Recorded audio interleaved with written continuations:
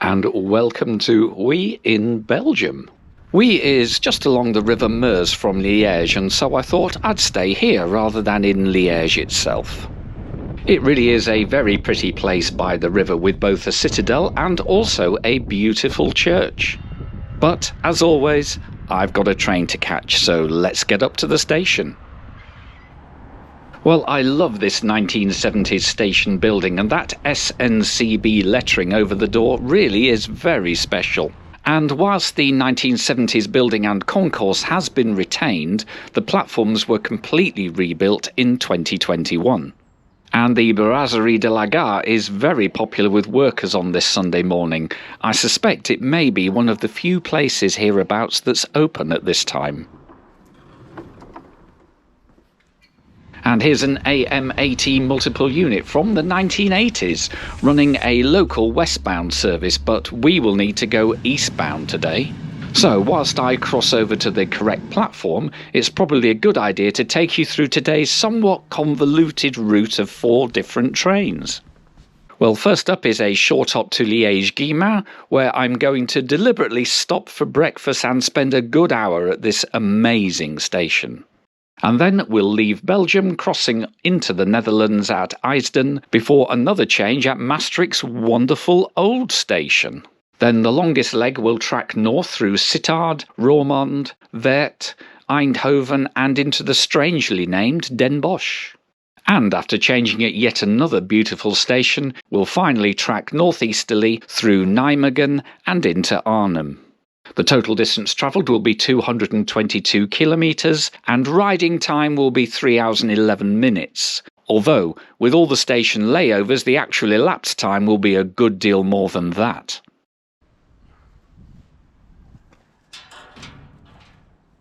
So there we go, first station, first train got cancelled. So that's the 8:54 over to Liège.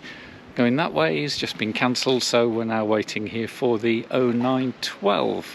Which is a stopping service rather than the direct quick one. But we've got all day to get to Arnhem, so we're just going to roll with it. And I certainly recognise the AM08 as I rode on one from Luxembourg the day before. Right, let's get settled into first class.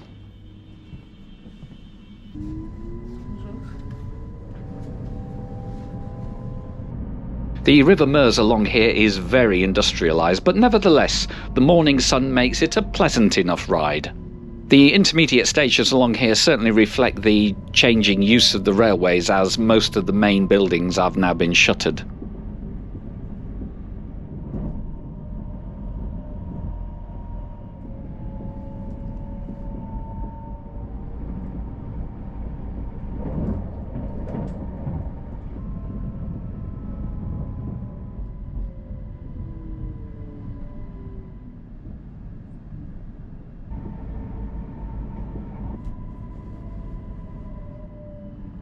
At Flémal, a line spurs off across the river, but we will continue to Liège following the left bank.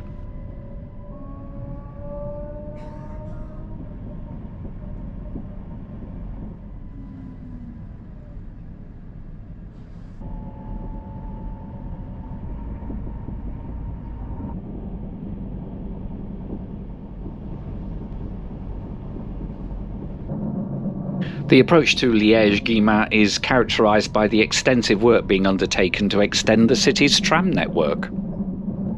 And soon we are here into one of the world's most photogenic stations.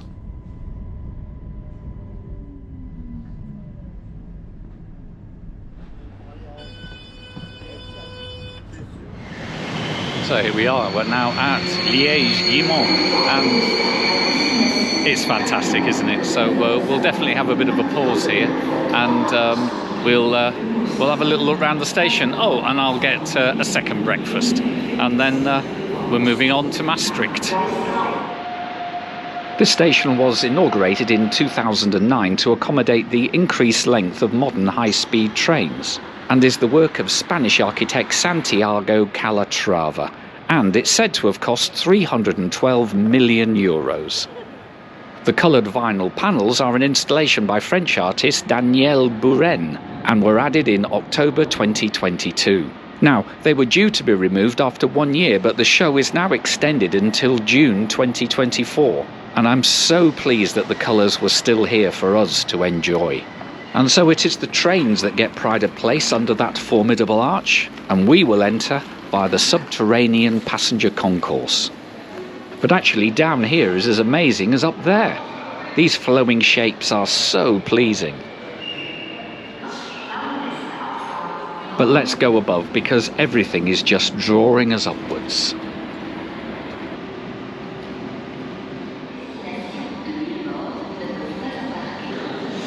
And standing here, it's soon evident that not only is this a work of art in itself, but the station really does work as a station. And I love all the detail, such as how the platform ends curve to directly mirror the canopy above. And how marvellously swooping these canopies are. And let's climb to another higher level in this cathedral of travel.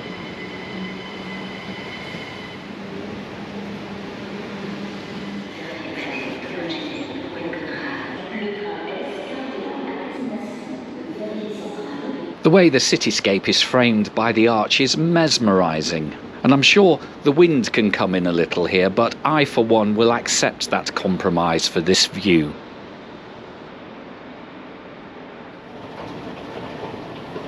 The low winter sun causes the colours to play right over the white concrete ribs and across the platforms.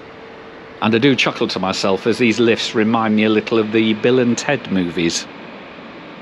And even the drop-off point and the administrative offices continue the theme of flowing shapes. And many of the platforms and walkways have glass blocks allowing for light to pass through to the lower levels.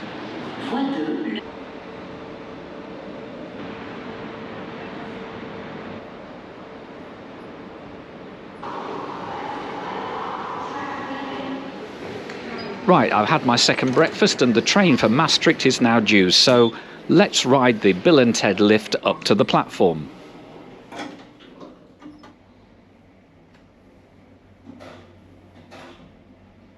Ah, cool, the train to Maastricht is an old AM80 EMU. Now, I know it looks like a floating trash bag, but let's give it the benefit of the doubt. Well, it's 2+2, but these first-class seats still look comfortable enough for this 30-minute jaunt to Maastricht. Oh, and there's still opening windows and a little table underneath. You know, this'll do fine.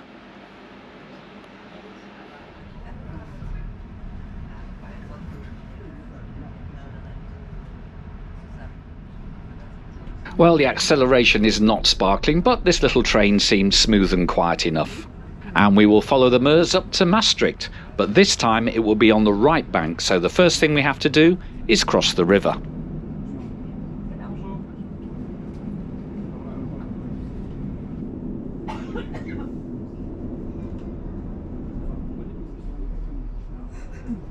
At Brezoux is the new tram terminus, and it has an awful lot of car parking attached.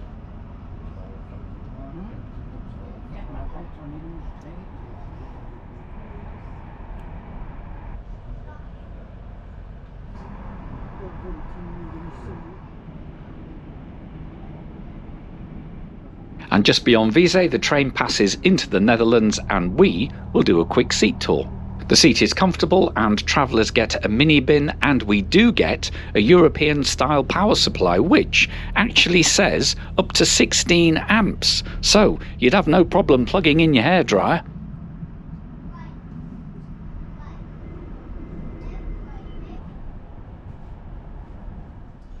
And here we are at Maastricht, and the train terminates here, so there's definitely a little bit of time for a quick look at second class. And the delightful old seating reminds me of a Czech Class 8-10 railcar.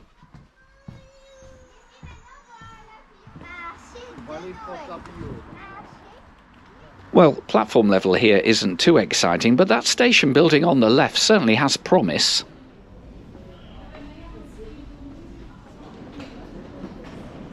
And whoa, get a look at this. What a difference to the modernist swoop of Liège. With all that stained glass, this actually does look like a cathedral. So let's pop out and see what it looks like from the outside. Well, I think it looks wonderfully Dutch, and this is very much a southern outpost of the Netherlands, so close as it is to both Belgium and Germany. And back inside I spy a lovely plaque that celebrates the first 100 years of Dutch railways.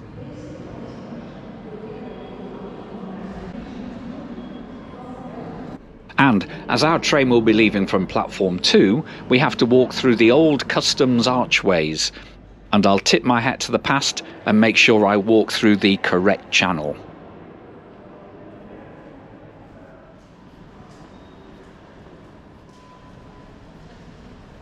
And our longest leg today will be on board this VIRM double-decker. Dutch railways have 178 of these sets, and they form the backbone of the country's interregional services. And I'm going to be on this one as far as Den Bosch, which I understand is one way you can say the name of the city. As it's quiet down this end of the train, let's have a quick look at second class.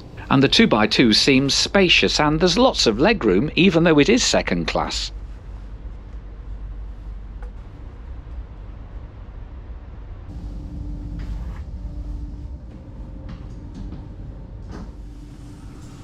And the lower saloon feels pretty, well, low. Although I suspect the ride may be smoother slung here down between the bogies. And here's the first class, all in red. And just behind the door there's a rather narrow luggage stack and oh, a sofa. But I'm going to go upstairs where the view is better and the windows are a bit cleaner. Mind you, the moment we get going, the creaking and squeaking begins.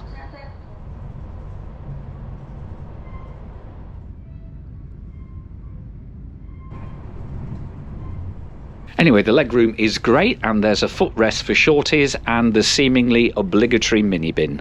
And I also suspect there was some kind of seat back pocket here, but that's long gone. The table is large and sturdy, and there's lots of room for your stuff. Oh, and you can plug in your devices, but only if you're prepared to get down and dirty under the seat. But anyway, with padded armrests and a modicum of recline, the seat will be just fine for the 80-minute journey. Although the squeaking is already pretty annoying.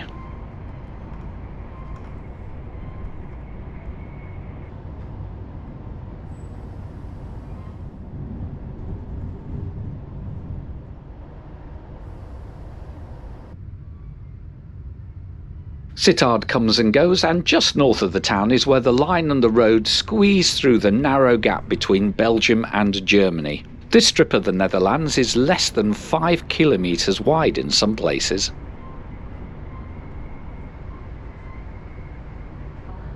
And at Roermond we have to pass over the River Meuse to enter the station.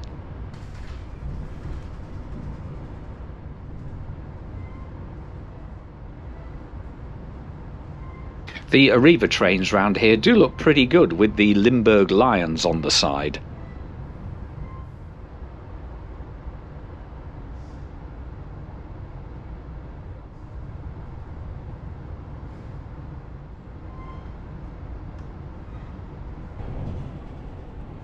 Just outside town, the train crosses the River Meuse and its associated navigation on the Buggenham Railway Bridge.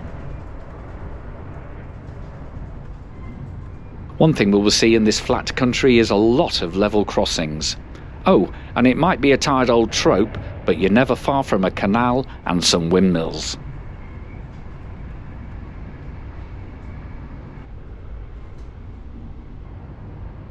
The main station building at Weert sits well below the tracks, and of course no Dutch station is complete without a lot of bike parking.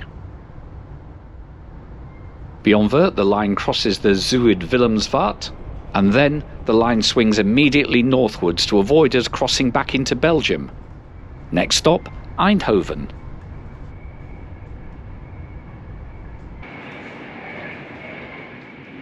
The mill at Geldrop is still in operation, grinding grain, and it's open to visitors.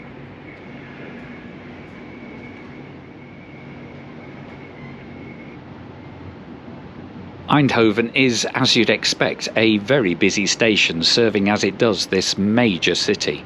In the 19th century, Eindhoven was known for industries such as textile weaving, but in 1891, Gerard and Anton Philips founded a small light bulb factory, and the rest, as they say, is history.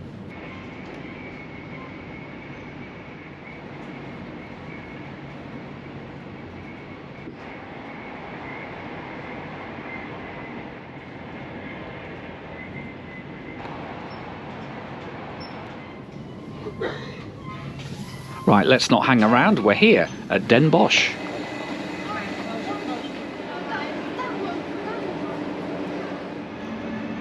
Well, goodbye squeaky VIRM. I do wonder if all of your sisters are so squeaky.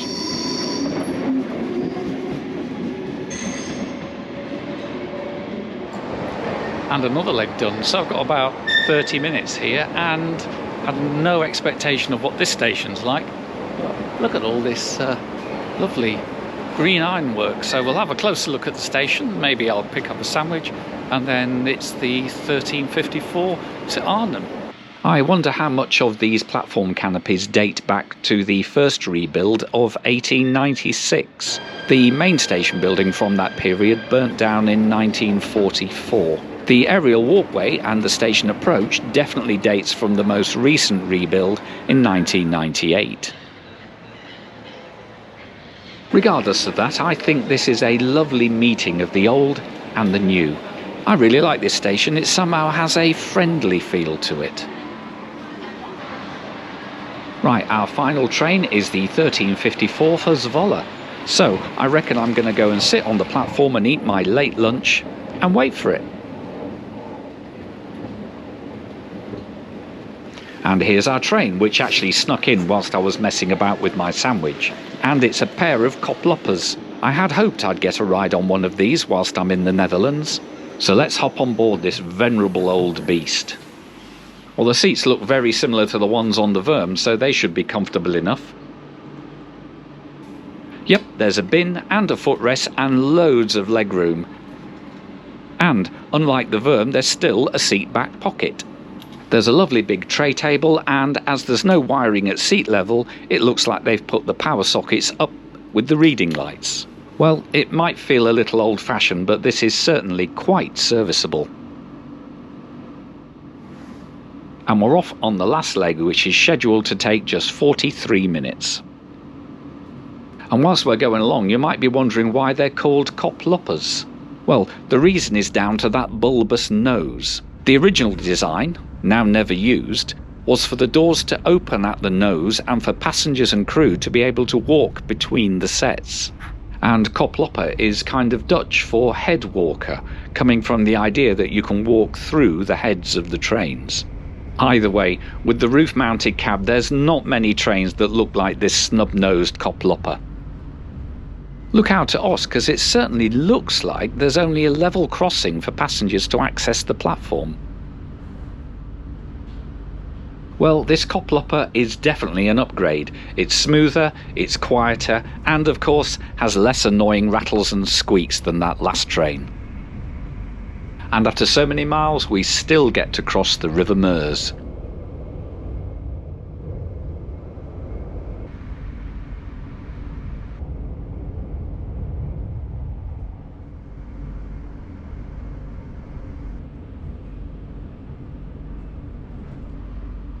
Nijmegen seems to have what I suppose you could call traditional Dutch railway canopies over the platforms. You know, I really do like them. The station itself was severely remodelled in 1944 by Allied bombing. And, although I didn't get out to look, the newer concourse from 1954 looks to be a very good modernist Italianate replacement. Railways came quite late to Nijmegen in 1879. Primarily because of the huge expense of the bridging required to access the city. I was travelling with an Interrail ticket, but buying a single ticket from Belgian Railways for this exact journey would set you back €61.80 in first class and €38.30 in second. However, there is a longer route via Brussels which would add 30 minutes to the journey time but only cost you €43 and €29 respectively. And after one more bridge, we're approaching Arnhem. And though we had a good look at some of the countryside of the Netherlands, most importantly, we got to see 4 very different stations, each one with its own features very much reflecting the times in which they were built. And who would have thought that the oldest train on the trip has provided the nicest ride and the best comfort? So let's just stop here for a moment and wave our Koploper away on the last leg of its journey to Zwolle, which incidentally is the journey I took the very next day.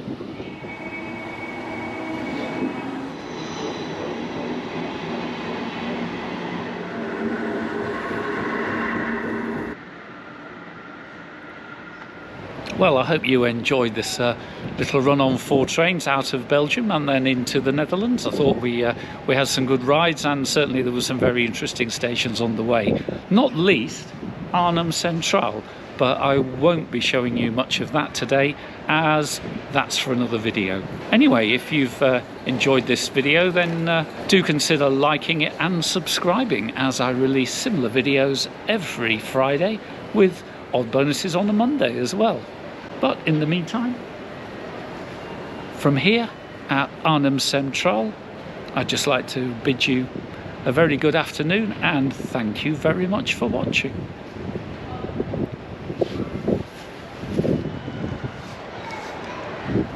And if you haven't yet seen how I got from Luxembourg into Belgium the previous day, then click here.